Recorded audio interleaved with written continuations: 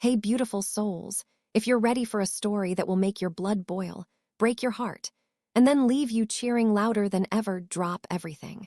Hit that subscribe button right now and turn on notifications because this one is going to stay with you for a long, long time. My name is Jessica. I'm 42 years old, and I live in a quiet suburb just outside Minneapolis with my husband, Brian. On the outside, everyone thinks I'm just a stay-at-home wife. What nobody knows, not even Brian, is that I'm actually the CEO of a medical supply distribution company that pulls in millions every year. My real salary, around $145,000. Brian has never seen a single paycheck with my name on it. We met 12 years ago at a friend's backyard barbecue when I was 30. Brian was warm, charming, the kind of guy who noticed everything. The way I stirred my coffee with my left hand, how my eyes lit up when an old song came on. I remember thinking, if I get to spend the rest of my life with someone who sees me like this, I'll be the luckiest woman alive. We married less than a year later. The first few months felt like a dream. Then, slowly, the mask started slipping. Brian never wanted to move up at work. His paycheck barely covered groceries, but every time I gently suggested a better job, even one at my own company that paid double what he was making, he snapped. You think I'm pathetic. You think I need my wife to hand me a job. I even held the position open for months and begged HR to wait. He threw it back in my face. So I did what I thought loving wives do. I quietly deposited $1,500 into his account every single month as living money. He blew through it in 10 days, new sneakers, video games, takeout, then texted me complaining about how expensive life was. I never said a word. The money didn't matter. His coldness did. He stopped asking how my day was, stopped noticing when I worked until 3 in the morning closing huge deals. In his mind, I was the one living off him. He was the hardworking man holding this family together. One day, my mom dropped by to help tidy up while I was on back-to-back video calls. The second Brian walked in, he tossed his keys on the counter and barked, "Another stranger in my house? I just want some peace." My mom froze. I stood up, shaking with anger, and said, "That's my mother." He shrugged, "My house, my rules." That night, the warmth in our home died. We became roommates who happened to sleep in the same bed. Little things turned into big fights. A towel folded wrong, the TV remote out of place. I went from closing multi-million-dollar contracts to being yelled at because a shirt wasn't ironed. When I caught the flu and couldn't get out of bed with a 103 fever, he stood in the doorway and said, "Get better fast. I don't have time to play nurse." The loneliness crushed me. I was a powerful woman running an empire, but in my own house I felt invisible. Then came the day everything broke. I collapsed in my office. Lights out. I woke up in the Mayo Clinic with an IV in my arm and a doctor telling me I had a tumor on my pancreas. Caught early, but treatment had to start immediately. I texted Brian that night, "I'm in the hospital. Something serious. I need you." No answer. I called, straight to voicemail. I started chemo alone. Hair falling out, body weak, taste gone. I lied to my mom and said I was on a business trip so she wouldn't worry. 2 weeks later, 2 weeks of me fighting for my life alone, Brian finally showed up. He walked in, dropped a folder on the table and said, "I filed for divorce. The house and the car stay in my name.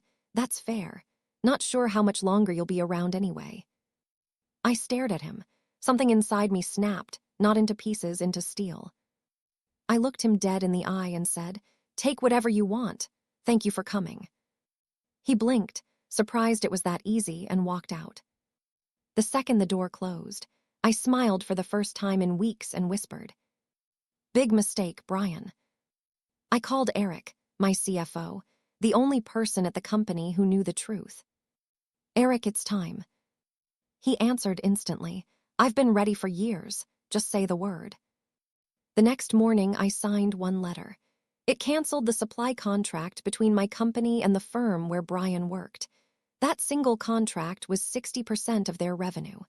Brian had bragged for months that he was the genius who landed it. By Monday afternoon, Brian walked in looking like a ghost. I got laid off today. I didn't even look up from my book. I know. He stared at me. How could you possibly know? I slid an envelope across the table. Because I'm the one who ended the contract, Brian. I own Silvermed. I'm the CEO you've been bragging about beating in negotiations for the last year. His face went white. I kept going, calm and ice cold. For 12 years, I paid every bill, covered your credit cards, sent your nephew to college, gave you $1,500 a month you treated like pocket change. And you looked down on me every single day. He opened the envelope with shaking hands, divorce papers, asset division, and an order to vacate the house I paid for in 30 days. That night he called, crying, begging. Jess, I was wrong. I didn't know. Please give me another chance. I've lost everything. I let him talk until he was hoarse, then said, Brian, do you remember Alyssa, the 24-year-old intern you were sleeping with at the office? Dead silence. Turns out the CEO of his company had already opened an investigation after my quiet phone call. Evidence of the affair, hotel receipts, everything.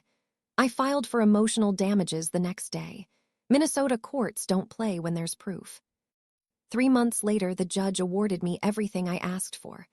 Brian left the house with nothing but boxes and a ruined reputation. Word spread fast. No one in the industry would touch him. He ended up working night shift warehouse loading for $11 an hour, drowning in debt, living in a rundown apartment while collectors called nonstop. Alyssa, her family dragged her back to Iowa and cut her off completely. Me, my final scan came back completely clear, cancer-free. I moved into a little house on the lake where the sunrise paints the water gold every morning. I sip coffee on my porch, hair growing back soft and new, breathing free for the first time in years. Sometimes Eric stops by. We sit on the dock and laugh about the old days. He asked me once if I'll ever let someone in again. I smiled and said, maybe one day, but right now, I'm enough. Ladies, listen close. Never shrink yourself for someone too small to see you. The moment I chose my worth over his comfort, I didn't just survive cancer and betrayal. I won my life back. So tell me down in the comments, have you ever had to walk away to find your power? Drop your story below, hit that like button if this fired you up, and subscribe because we have so many more stories of women rising from the ashes coming your way.